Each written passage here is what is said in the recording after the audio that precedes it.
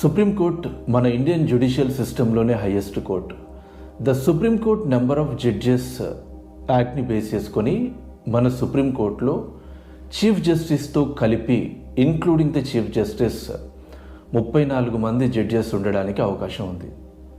అయితే ప్రజెంట్ ఈ 34 మెంబర్స్లో విమెన్ జడ్జ్ ఒక్కరే ఉన్నారు.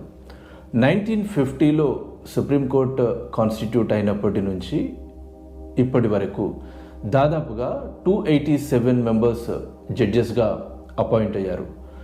ఇందులో కేవలం 11 మెంబర్స్ మాత్రమే విమెన్ జడ్జ్ ఉన్నట్టుగా వేరియస్ రిపోర్ట్స్ ద్వారా తెలుస్తుంది. అంటే దీన్ని ఒకసారి కేర్ఫుల్గా అబ్జర్వ్ చేస్తే మొత్తం అపాయింట్ అయిన వాళ్ళలో ఇప్పటి వరకు కేవలం 3.8% మాత్రమే విమెన్ జడ్జ్ ఉన్నారు. సో ఫ్యూచర్లో సుప్రీంకోర్టు బెంచ్లో కూడా విమెన్ రిప్రజెంటేషన్ పెరగాలని ఆశిద్దాం. Thank you.